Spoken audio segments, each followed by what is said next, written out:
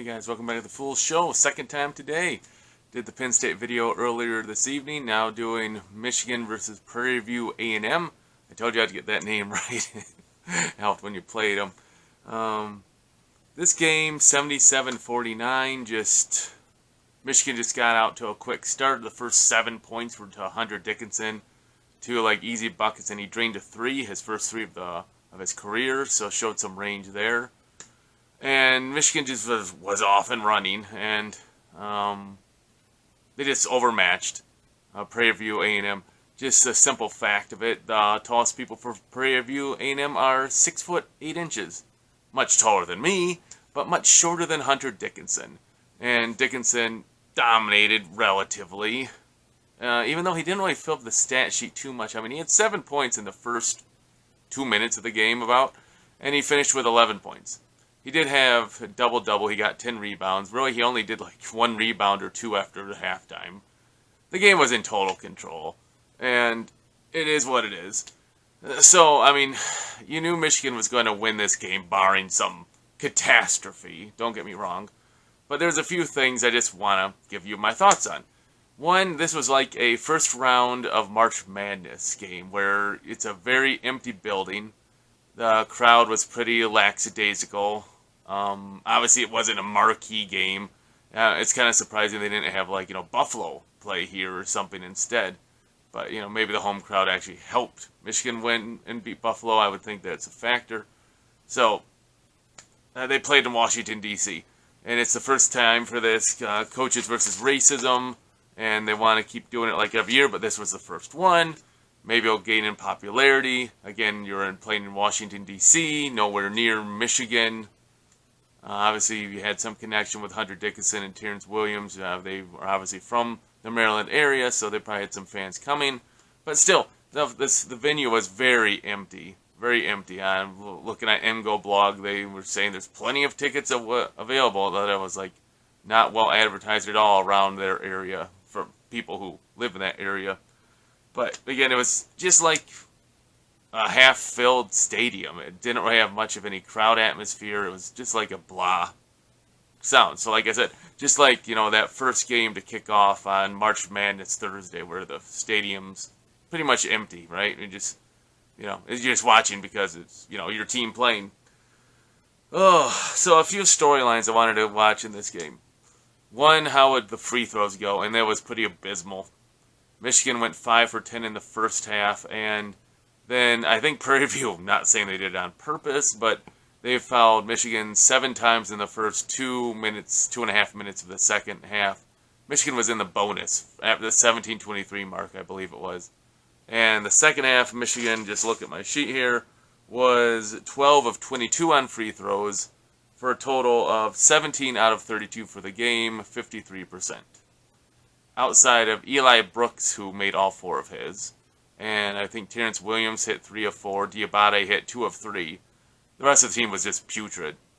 Just terrible. I mean, I don't know. That's 2 terrible free throw shooting games in a row. And that's really good. I don't know what Juwan Howard can do about that, except for practice. And some people are just not good. Just like Xavier Simpson was terrible at free throws, right? He was. And, Tom Izzo actually used that strategy to foul him, and it backfired because Simpson hit some free throws in that game, Anyways, just terrible free throw shooting. It's that's going to be a factor when you get to a tight game. Not only coming up in non-conference, some of these tight games, North Carolina, Seton Hall, Big Ten play, obviously. So, Michigan's going to have to start hitting their free throws because it was just terrible, 53%. Another thing, obviously, 20 turnovers, sloppy, so many offensive fouls. The last 4 minutes of the first half, 2 points, 5 turnovers at least, 3 offensive fouls in that time frame. Just they lost their focus. Come out in the second half, and again, it just stayed at 20 points basically, and it ended up being bigger than that in the end, and it was just, not too sloppy. Michigan, if they were playing better, hitting some more free throws, this game's end with a 40-point victory. But it is what it is. Another thing I was interested to see was how the starters played. And this is something I'm really considering. I think there's precedent of this.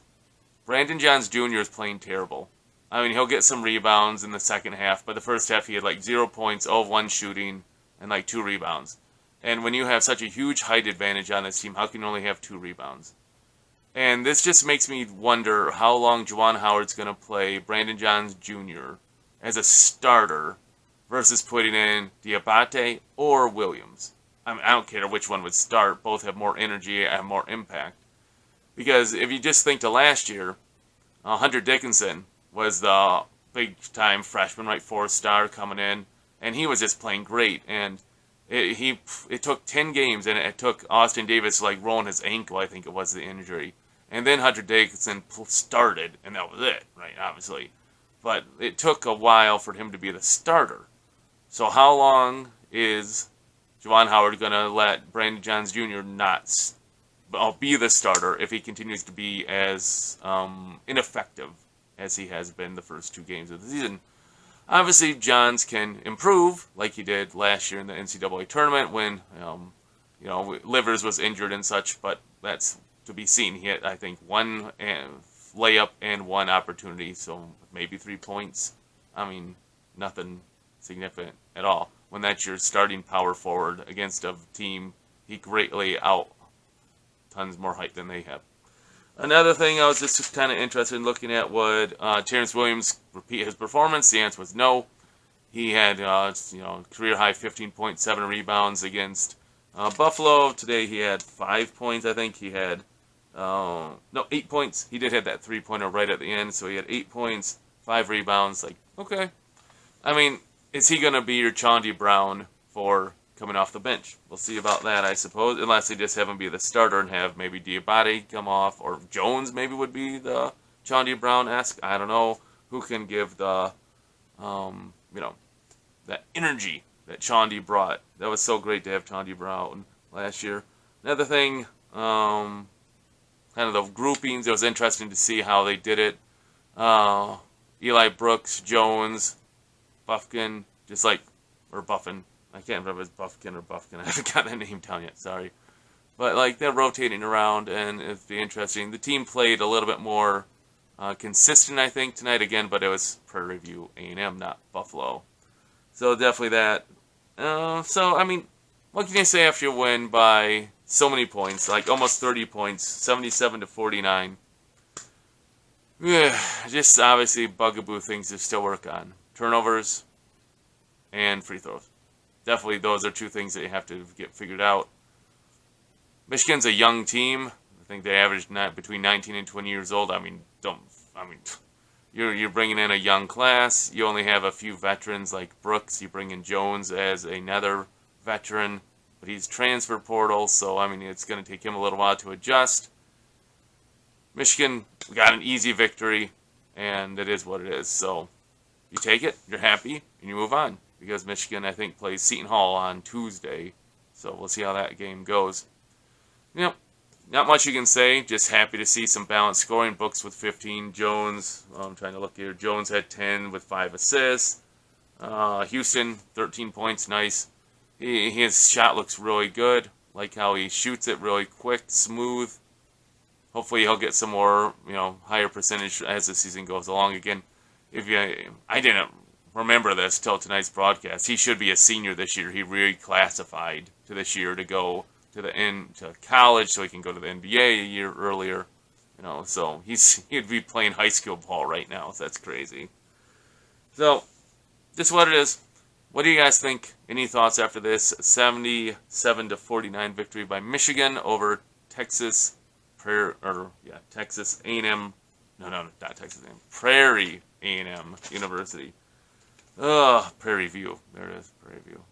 Champions out of the SWAC. They had some speed and all that. That certainly was a little disruptive. Michigan was sloppy.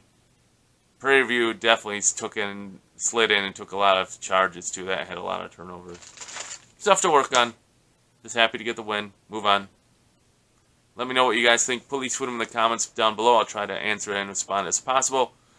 And again, if you like this video, please hit the subscribe. I try to do Michigan videos like this and other big game videos throughout the year.